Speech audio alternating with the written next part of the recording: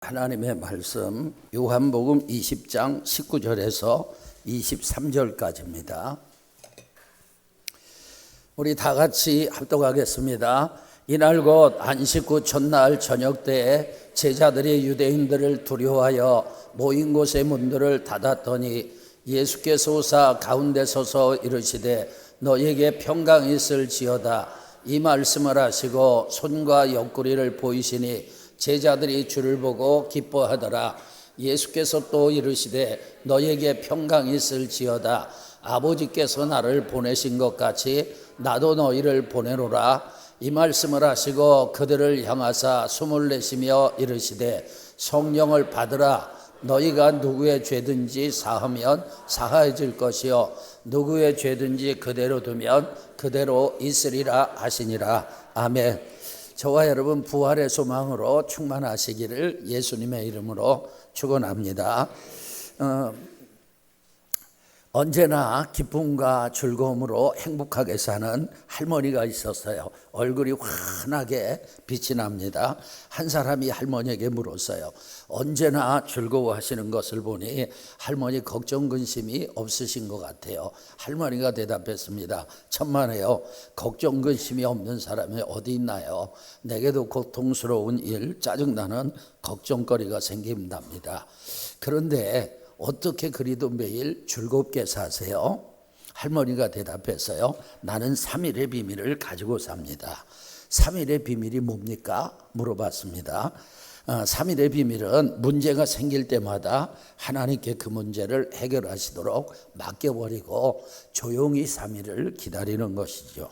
예수님이 무덤에서 3일 만에 부활하신 것처럼 그 문제가 해결되는 데는 3일이면 족합니다. 때론 숫자대로 3일이 아닐 수도 있지만 주님의 부활 원리는 늘 동일하답니다. 그래서 나에게는 어떤 암흑 같은 고난이 와도 3일 후면 언제나 광명이 찾아온다는 것을 알기에 사는 게 늘 즐겁지요. 이렇게 대답을 했어요. 참 지혜로운 할머니입니다. 이 할머니는 부활의 원리를 삶에 적용하고 사신 것입니다. 여러분 오늘은 부활절입니다. 우리 주님은 십자가에서 죽으신 지 사흘 만에 다시 살아나셨습니다. 그리고 주님은 부활의 첫 열매가 되셨습니다. 우리 주님이 부활하신 것처럼 우리도 예수 그리스도께서 재림하실 때 다시 살아날 것, 부활을 믿습니다. 부활이 우리의 소망입니다. 오늘 본문은요, 주님께서 부활하셔서 그날 부활하신 그날이 안식 후 첫날이니까 그날 제자들을 찾아오셨습니다. 주님이 십자가에서 돌아가신 후에 주님을 따르던 제자들은 이제 두려웠습니다. 부활을 믿지 못했어요. 그래서 다락방에 모여서 문들을 다 걸어 잠그고 숨어 있다시피 했습니다. 그런데 부활하신 주님이 그들 가운데 나타나셨습니다. 그리고 아주 중요한 몇 말씀을 하셨는데 오늘 설교는요, 부활하신 주님의 말씀과 행동을 통해서 부활하신 주님이 우리에게 원하시는 것이 무엇인지 나누도록 하겠습니다. 첫째, 부활하신 주님은요, 우리가 평안하기를 원하십니다. 아멘. 어느 목사님께서 한국 최고의 부자를 15분 동안 만났습니다. 그 회장님이 말기암 환자였는데 일본에 가서 수술을 받기 직전에 만났습니다. 목사님은 그 회장님을 위해서 기도해드리고 그리고 간단하게 복음을 전했습니다. 그런데 목사님이 늘 궁금한 게 있었어요. 재벌 회장님은 돈이 많은데 평안할까? 그래서 회장님 평안하세요? 물었더니 회장님이 목사님을 쳐다보면서 이렇게 말했습니다. 평안이라니요. 저는 아침에 일어나면 초조하고 불안합니다. 아침에 일어나면 아주 많이 초조하고 불안합니다. 이렇게 대답을 했어요. 목사님이 그 대답을 듣고 회장님이 하나도 부럽지 않더래요. 그리고 한편으로는 좀 안 됐다는 불쌍한 생각도 들더랍니다. 돈이 많다고 평안한 것이 아닙니다. 여러분 우리가 사람과의 관계도 평화로워야 하잖아요. 그런데 그러면 좋겠지만 그게 마음대로 안 됩니다. 여러분 어느 목사님이 신방을 가셨어요. 그런데 부모님은 없고 어린 자녀만 있는 것입니다. 부모님을 기다리고 있는데 어린 자녀가 목사님에게 바둑을 한 판 두자고 그래요. 그래서 바둑을 뒀는데 누가 이겼겠어요? 목사님이 이겼습니다. 아이가 목사님 한 판만 더 둬요. 그래서 또 바둑을 뒀는데 목사님이 또 이겼어요. 아이 얼굴색이 바뀌더래요. 그러면서 얘가 승부욕이 강한 아이인데 또 목사님한테 바둑을 두자고 또 그래서 또 한 판 뒀습니다. 목사님이 또 이겼어요. 아이가 얼굴색이 확 달라집니다. 그리고 계속해서 바둑을 두자고 그래요. 목사님이 또 이겼다간 아이가 상처를 받을 것 같아가지고 일부러 져줬어요. 그랬더니 눈치 빠른 아이가 일부러 져줬죠. 다시 한 번 하세요. 또 져주길 수차례 했습니다. 나중에는요, 아이가 바둑판을 뒤집어 엎어버리고 막 울었어요. 인간관계는요, 내가 원한다고 평화로운 건 아니에요. 여러분 내면의 평안도 내 마음대로 된다면 얼마나 좋겠어요. 내 안이 천국이 되고 내가 늘 행복하고 늘 기쁨이 충만하고 이러면 얼마나 좋겠어요. 그런데 그게 안 됩니다. 여러분 주님의 제자들은요, 두려움 속에서 마가의 다락방에 모여 있었습니다. 그들에겐 평안이 없었어요. 불안하고 두려웠습니다. 19절 보세요. 부활하신 주님이 제자들을 찾아오셨어요. 그리고 그들에게 가장 먼저 하신 말씀이 너희에게 평강이 있을지어다. 할렐루야. 여러분 예수님께서요, 자신의 손에 못자국을 보여주셨어요. 옆구리에 창자국을 보여주셨어요. 그리고 다시 말씀하셨습니다. 너희에게 평강이 있을지어다. 우리 예수님께서는 같은 말씀을 2번이나 하셨습니다.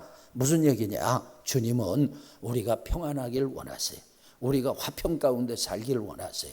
우리가 평화 가운데 살길 원하십니다. 이 평강이라는 단어는 헬라어 단어를 보게 되면 에이레는데 평안, 화평, 또 평화 이렇게 해석이 가능합니다. 이 평안이라는 단어는 편안과는 다른 거예요. 사람은 편안하기를 원하지만 하나님은 평안하기를 원하십니다. 환경이 좋고 돈이 많으면 편안한 생활을 할 수 있어요. 그렇지만 환경이 좋고 돈이 많다고 평안한 것은 아닙니다. 편안한 물질적 공급으로 육체가 누리는 것이라면 평안은요, 정신적이고 영적인 공급으로 영혼이 누리는, 마음이 누리는 것입니다. 육체가 편안하다고 행복한 것은 아니에요. 영혼의 평안이 있어야 행복합니다. 여러분 행복하기를 축원합니다. 평안한 삶이 돈이나 권력이나 인기로 주어지는 것이 아니에요. 여러분 만약에 그렇다면 부자들, 권력가들, 연예인들 이런 사람들은 행복해야 돼요. 그런데 그런 사람들 가운데 많은 사람들이 불행한 인생을 삽니다. 그리고 심지어 자살을 하는 사람들도 있습니다. 여러분 참된 평안은 환경이 만들어주는 것이 아니라 주님으로부터 오는 것입니다. 아멘. 아무리 좋은 환경에 살아도 주님 없으면 참된 평안이 없어요. 여러분 아무리 힘들고 어려운 환경 속에 살아도 주님이 함께 하시면 평안하고 행복합니다. 나폴레옹이 세인트 헬레나 섬에 유배되었어요. 한 사람이 물었습니다. 폐하, 지나온 날을 회상할 때 행복한 날이 얼마나 되십니까? 그때 나폴레옹이 잠깐 눈을 감고 회상을 했습니다. 그리고 대답을 했습니다. 나의 전생에 걸쳐서 행복한 날은 단 일주일도 되지 않는다. 그러면서 오대양에 넘실거리는 파도는 세상에 오공한 사람들의 눈물이고 육대주에 부는 바람 소리는 세상을 살아간 인생들의 한숨소리다. 이렇게 말했어요. 황제가 되어서 세계를 지배해봤지만 행복하지 않았던 거예요. 평안하지 못했던 것입니다. 그런데 다윗은 나폴레옹과 달랐습니다. 다윗은요 언제나 하나님과 동행했어요. 푸른 초장, 실만한 물과 같은 평탄한 시간에도 하나님과 동행했고, 그리고 사망의 음침한 골짜기 같은 요동하는 시간에도 하나님과 동행했습니다. 그래서 그 인생은 평안하고 행복했어요. 시편 3편 5절과 6절 같이 읽겠습니다. 내가 누워 자고 깨었으니 여호와께서 나를 붙드심이로다. 천만인이 나를 에워싸 진친다 하여도 나는 두려워하지 아니하리이다. 아멘. 여러분, 시편 3편은요 아들 압살롬이 반역을 일으켰어요. 그리고 아버지를 죽이겠다고 군사를 동원했어요. 그때 다윗이 도망을 치셨을 때, 그 피난길에 올랐을 때 그때 지은 시입니다. 그러니까 여러분, 상황으로 보면 다윗은요 불안해합니다. 초조하고 답답해서 잠을 잘 수가 없어야 합니다. 그런데 내가 누워 자고 깨었으니 이렇게 말합니다. 그가 평안을 누렸던 거예요. 여호와께서 그를 붙드셨기 때문입니다. 그렇다면 평안의 비결은 뭘까요? 제가 여러분에게 평안의 비결을 가르쳐 드릴 테니까 오늘은 헌금을 많이 하세요. 평안의 비결은 성령 충만입니다. 로마서 14장 17절 다 같이, 오직 성령 안에 있는 의와 평강과 희락이라. 아멘. 여러분, 하나님의 나라는요 평강의 나라입니다. 하나님의 나라는 우리가 죽어서 가는 것이 맞지만 살아서도 누려야 하는 현재성이 있는 것입니다.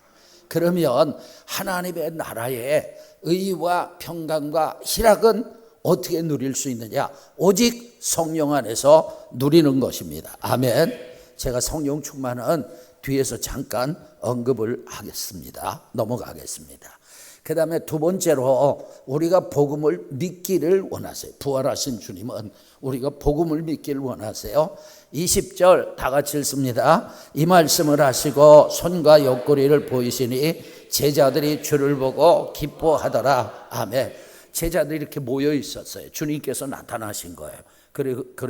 그리고 너희에게 평강이 있을지어다 말씀하시고 주님께서 못자국을 보여주시고 창자국을 보여주셨습니다. 십자가의 흔적이죠. 주님은 상처난 손과 옆구리를 보여주심으로 두 가지를 증명하신 거예요. 하나는 뭐냐? 자신이 십자가에서 죽으신 나사렛 예수라는 사실이에요. 또 하나는 뭡니까? 자신은 십자가에서 죽으셨지만 이렇게 다시 살아났다, 부활을 증명하신 것입니다. 할렐루야. 여러분, 십자가와 부활은 복음입니다. 복음은요 우리를 구원하는 능력이에요.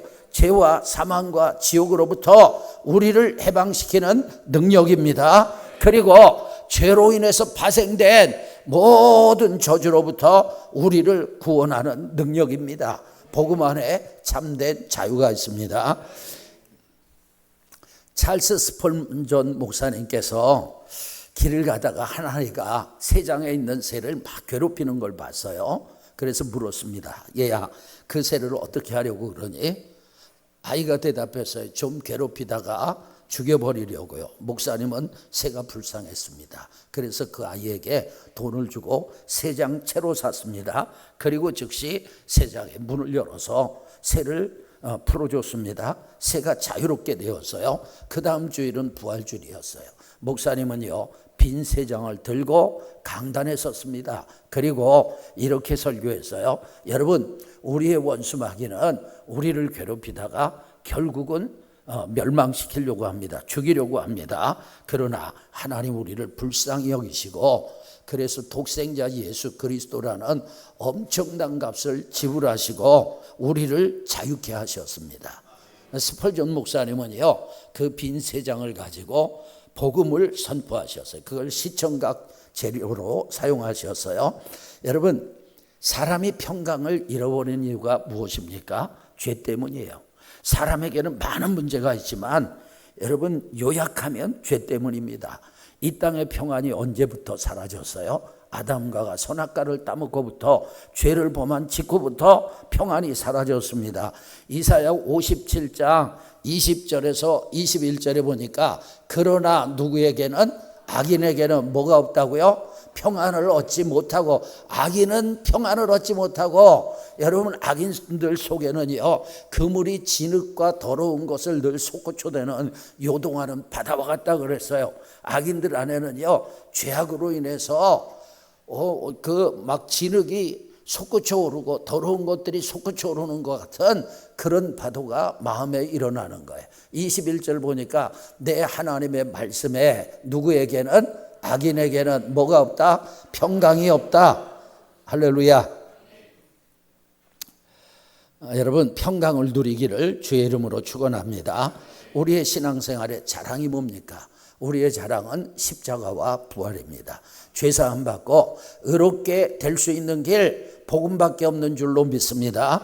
하나님의 자녀가 되고 성령의 도움을 받는 길 복음 외에는 없는 거예요. 여러분 영원한 천국에 들어갈 자격을 얻고 하나님의 보좌 앞에 당당히 나갈 수 있는 길은 복음밖에 없습니다. 우리는 예수 그리스도의 복음 외에 결코 자랑할 것이 없어요. 우리 주님은 부활하셔서 제자들에게 너희는 부활을 믿어라, 십자가 부활을 믿어라, 복음을 믿어라, 복음 믿기를 원하신 거예요. 세 번째, 부활하신 주님은 우리가 복음을 뭐하기를? 전하기를 원하십니다. 21절입니다. 여러분 같이 읽겠습니다. 예수께서 또 이르시되 너희에게 평강이 있을지어다. 아버지께서 나를 보내신 것 같이 나도 너희를 보내노라. 아멘. 주님은 아버지의 보내심을 받아서 멸망할 수밖에 없는 우리를 구원하기 위해서 이 땅에 오셨습니다. 아멘이죠. 그리고 이제는요 주님은 우리를 이 세상에 보내셔서 구원이 필요한 자들에게 복음을 전하기를 원하시는 것입니다. 여러분 주님의 사랑은 목숨까지 주는 사랑이에요. 사람의 사랑은요 변덕이 심합니다. 어떤 때는요 상대를 위해서 죽어질 것처럼 얘기하지만 평안할 땐 그래요. 문제가 있어봐요. 따라하세요. 본색이 드러난다. 여러분 문제가 있고 어렵고 고통스러우면 본색이 다 드러나게 돼 있어요. 주님은 북한 출신의 부부가 유럽에서 일을 했습니다. 이 부부가 삼엄한 감시를 뚫고 미국 대사관으로 도망을 치는데 감시원이 쫓아왔어요. 부부가 막 도망을 치는데 부인이 남편보다 달리기가 느려서 미처 못 따라가니까 남편이 부인을 버려두고 대사관으로 뛰어들어갔습니다. 부인이 뒤늦게 헐레벌떡 들어가서 간신히 살았어요. 그런데 그때부터 아내에게 남편이 야속한 마음이 들더랍니다. 잘못 뛰는 아내를 버려놓고 남편이 혼자 뛰어가던 모습이 두고두고 생각이 나며 섭섭하더래요. 믿을 놈 없다는 거죠. 그런데 주님은 우리를 사랑하셔서 목숨을 주셨어요. 우리를 죽기까지 사랑하셨습니다. 우리는 그 사랑을 전해야 합니다. 여러분 전도합시다. 그리스도인은요 주님으로부터 세상으로 파송받은 선교사들입니다. 베드로전서 2장 9절 다 같이 읽겠습니다. 너희는 택하신 족속이요 왕같은 제사장들이요 거룩한 나라요 그의 소유가 된 백성이니 이는 너희를 어두운 데서 불러내어 그의 기이한 빛에 들어가게 하시니에 아름다운 덕을 선포하게 하려십니다. 아멘. 여러분 하나님께서는 우리를 택하신 족속 삼아주셨어요. 왕같은 제사장 삼아주셨습니다. 거룩한 나라가 되게 하셨어요. 하나님의 소유가 된 백성이 되게 하셨습니다. 이유가 뭐냐? 이유가 뭐예요? 너희를 어두운 데서 불러내어 그의 기이한 빛에 들어가게 하신 이에 아름다운 덕 뭐냐? 우리를 구원하신 그 복음의 덕을 선포하게 하려 하심이라. 아멘.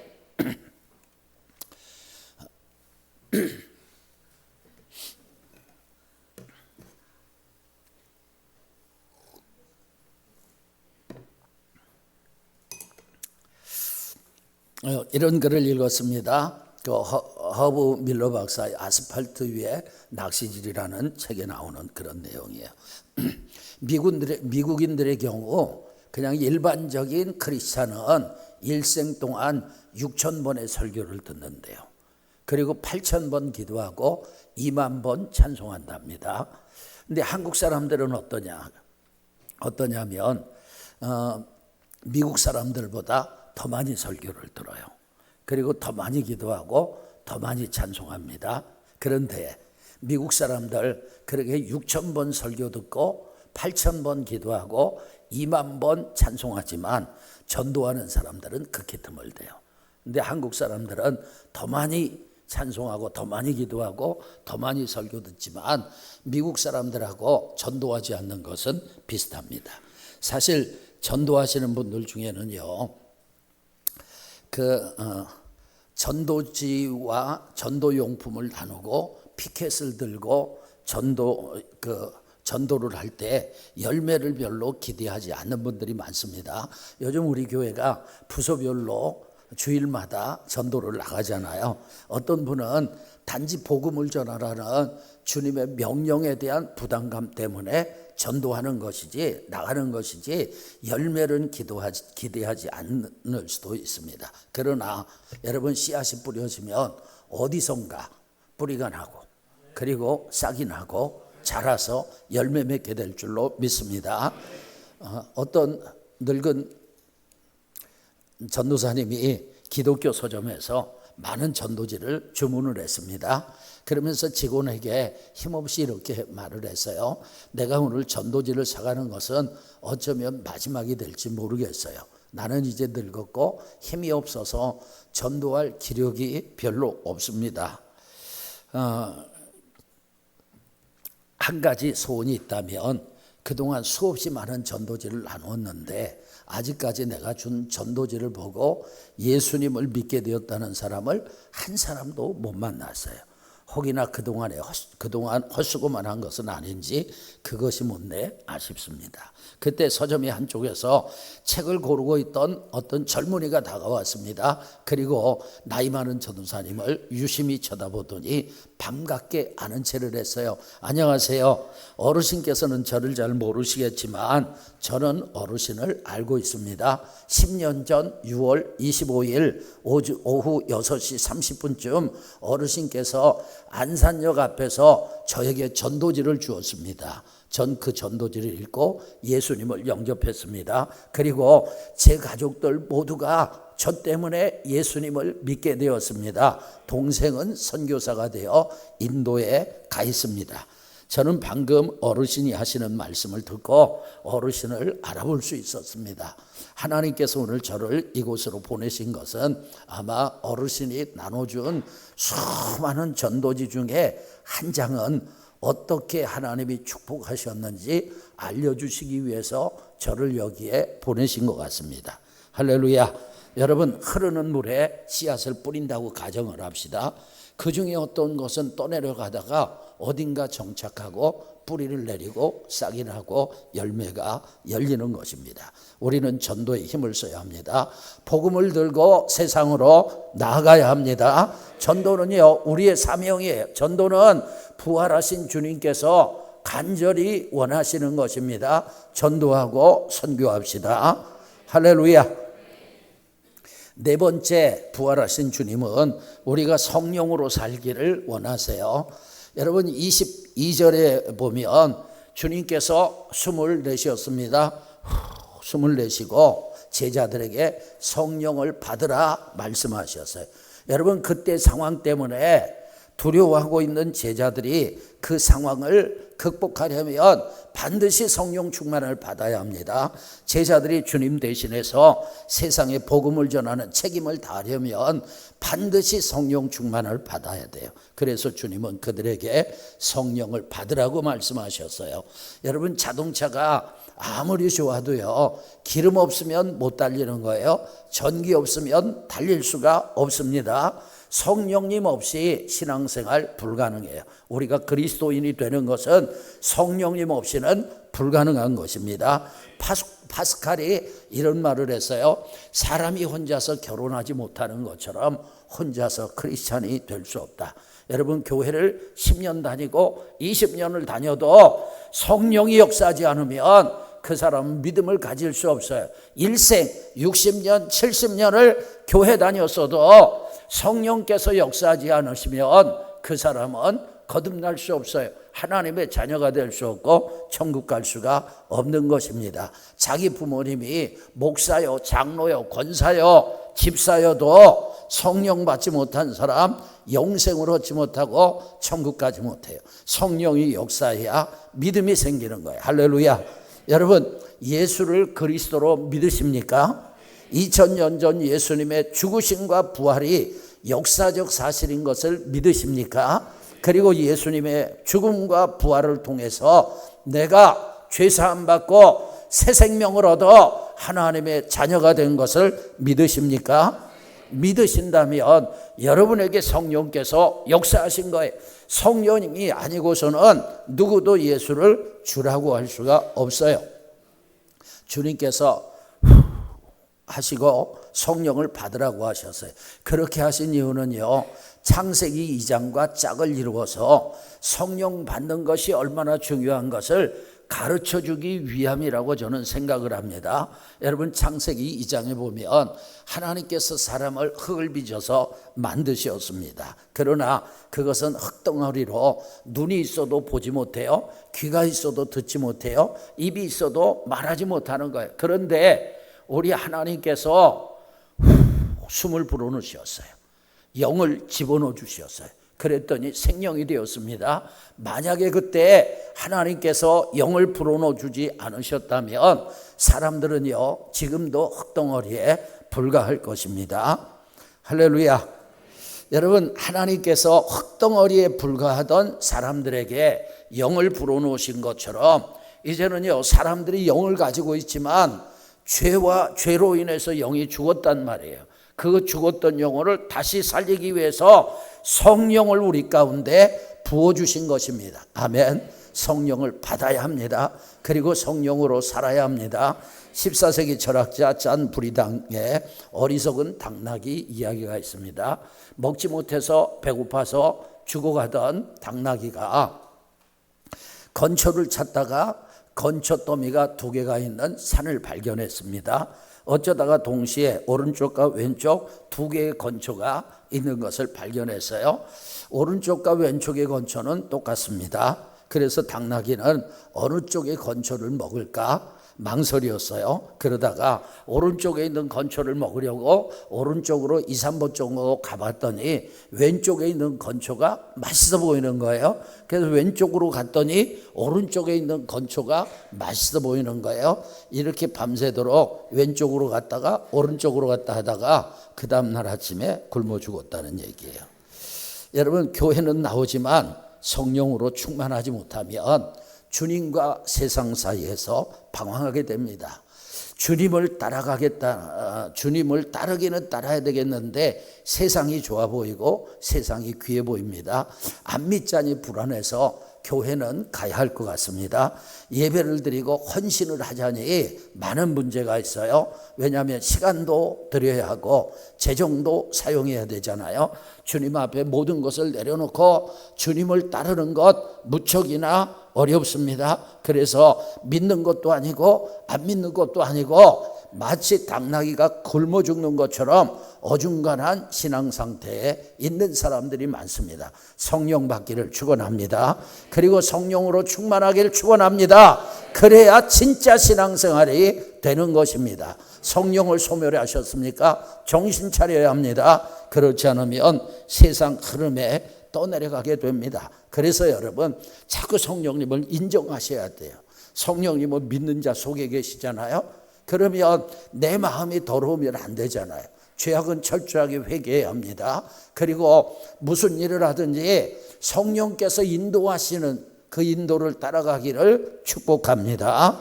어떻게 해야 될지 자꾸 물어보세요. 그리고 성령이 주시는 감동을 따라 살아야 합니다. 5번째, 부활하신 주님은요, 우리가 다른 사람들을 뭐하기를? 용서하기를 원하십니다. 23절 같이 읽겠습니다. 너희가 누구의 죄든지 사하면 사하여질 것이요 누구의 죄든지 그대로 두면 그대로 있으리라 하시니라. 아멘. 여러분, 우리가 이런 경우가 있잖아요. 넘어갔어요? 보고 읽었어요? 아니면 보고 읽었죠? 네, 저는 이 원고를 보고 읽어가지고 우리가 이런 경우가 있어요. 누군가를 생각하면 안에서 분노가 일어나 용서하지 못한 거예요. 누군가를 만나면 내가 같이 있기 싫어, 불편해, 용서하지 못한 거예요. 근데 여기 보니까 너희가 누구의 죄든지 사하면 사하여지고 누구의 죄든지 그대로 두면 그대로 있으리라. 여러분 안에 상대의 죄가 내 안에 있는 거예요. 용서하지 못하면. 그러면 그 죄가 가시가 돼서 나를 찌르는 거예요. 나를 힘들게 하는 거예요. 여러분 용서하기를 주의 이름으로 축원합니다. 만약에 여러분에게 용서되지 않는 사람이 있다면 하나님 앞에 도움을 구하세요. 우리는 세상을 살아가면서 많은 상처를 받아요. 나에게 상처를 준 사람을 용서해야 함을 알지만 용서가 안 되는 경우가 많아요. 왜 그런지 아세요? 주님의 사랑이 가슴에 충만하지 못해서 그래요. 여러분 주님의 사랑이 충만하면 그 사랑 때문에 용서가 됩니다. 주님의 십자가에서 자신을 조롱하는 사람들을 용서해달라고 기도했잖아요. 스데반 집사님은 자기를 핍박하는 사람들, 자기를 돌로 치는 사람들을 용서해달라고 기도했잖아요. 그때 그 얼굴이 천사처럼 밝았습니다. 여러분 스데반이 주님으로 충만하니 그것이 가능했어요. 두 소녀가 해변에서 조개를 줍고 있었습니다. 사이좋게. 두 소녀 앞에 큰 조개가 보였어요. 그들은 소리 동시에 그 조개를 잡았습니다. 서로 자기가 먼저 발견했으니 이 조개는 자기 것이라고 주장을 했어요. 분위기가 일순간에 냉랭해졌습니다. 결국 목소리가 큰 아이가 그 진주를 갖게 됐어요. 그때부터 둘은요 말도 안 하고 다른 곳에서 각자 조개를 주었습니다. 그런데 큰 조개를 빼앗긴 소녀가 엄청난 진주를 하나 발견했어요. 그 순간부터 그 소녀에게는 큰 조개를 빼앗긴 것이 문제가 되지 않았어요. 조금 전에 기분 상했던 마음이 풀어졌습니다. 그래서 둘은 다시 사이좋게 조개 줍기를 계속했어요.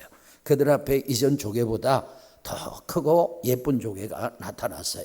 이번에도요 둘이 동시에 조개를 잡았지만 더 이상 다투지 않았어요. 왜냐하면 진주를 준 소녀가 기쁜 마음으로 양보했어요. 왜 양보했을까요? 왜 양보했겠어요? 자기는 조개와는 비교할 수 없는 진주를 가졌기 때문에 그깟 조개 정도야 얼마든지 친구에게 양보할 수 있어요. 여러분 크고 귀한 것을 찾은 사람은 더 이상 작은 것에 연연하지 않습니다. 우리는 보배 되시는 주님을 모시고 삽니다. 아멘. 주님은 이 세상에 어떤 것보다 보배로운 분이십니다. 주님이 우리 안에 계세요. 이제 우리는 작은 일에 연연할 필요가 없어요. 여러분 너무 작은 일에 다른 사람을 용서하지 못하고 그건 그릇이 작든지 아니면 본인이 의지적으로 결단하지 않은 거예요. 주님 안에 들어가셔야 돼요. 주님으로 충만해져야 돼요. 주님의 사랑이 나를 완전히 덮어버려야 돼요. 그러면 누구든지 사랑할 수 있어요. 작은 상처를 가슴에 품고 상대를 미워할 필요가 없습니다. 주님으로 충만하면 다 이해됩니다. 다 용서됩니다. 할렐루야. 아프리카의 우간다를 이디아민이 통치할 때 독재자, 아주 유명한 독재자예요. 그때 이디아민 때문에 국민들이 고통을 당하고 있었어요. 한 목사님이 이디아민의 불의를 공공연하게 비판했습니다. 어느 부활주일이었어요. 목사님이 예배를 마치고 사무실로 들어갔더니 5명의 비밀 경찰이 기다리고 있었습니다. 그들은요 사무실의 문을 잠그고 목사님의 머리에 권총을 겨누고 말했습니다. 우리는 국가의 명에 따라서 반국가 사범을 처단하기 위해서 왔어. 그 긴급한 상황에서 목사님은 침착하게 말했습니다. 알겠습니다. 오늘은 아시다시피 부활주일입니다. 나는 부활을 믿는 사람이기에 죽음은 두렵지 않습니다. 나에게 2분간의 시간을 주세요. 기도를 드리고 싶습니다. 목사님은 무릎을 꿇고 간절히 하나님께 기도했어요. 하나님, 이 나라의 통치자 이디아민을 용서하여 주시옵소서. 그리고 원하지 않지만 어쩔 수 없이 그의 명에 따라야 하는 이 불행한 5명의 형제들도 용서하여 주옵소서. 이 땅에 참된 자유를 허락하시고 사랑과 공의가 이 땅에 정착되게 하소서. 저의 죽음으로 이제는 더 이상 이 땅에 이와 같은 비극이 되풀이되지 않도록 이 나라 이 백성에게 긍휼을 베풀어 주옵소서. 목사님은요, 독재자와 자기를 죽이려고 하는 사람들을 용서해 달라고 기도를 했어요. 목사님의 눈에서는 뜨거운 눈물이 흘러내렸습니다. 곁에서 목사님의 기도를 듣고 있던 5명의 경찰들도 함께 흐르껴 울었습니다. 잠시 침묵이 흘렀어요. 한 경찰이 목사님 앞에 무릎을 꿇더니 이렇게 말했습니다. 목사님, 죄송합니다. 우리가 큰 실수를 저지를 뻔했습니다. 어서 이 자리를 피하세요. 목사님은 교회 안 계시더라고 상부에 보고하겠습니다. 그리고 손살같이 사라졌습니다. 여러분, 혹시 용서하지 못하는 사람이 있습니까? 우리는 아무 공로 없이 죄사함을 받았어요. 주기도문에 보면 우리가 우리에게 잘못한 사람을 용서해 준 것 같이 우리 죄를 사해달라고 기도하잖아요. 우리가 먼저 용서해야 합니다. 이제 주님이 우리 죄를 용서하신 것처럼 저와 여러분도 용서합시다. 아멘. 그것이 부활하신 주님이 우리에게 원하시는 것입니다. 오늘은 부활주일을 맞이해서 부활하신 주님이 원하시는 것 5가지를 나눴어요. 첫째, 우리가 평안하기를 원하세요. 평강을 원하세요. 두 번째, 우리가 복음을 믿기를 원하세요. 세 번째, 우리가 복음 전하기를 원하십니다. 그리고 우리가 성령으로 살기를 원하시고 다른 사람을 용서하기를 원하십니다.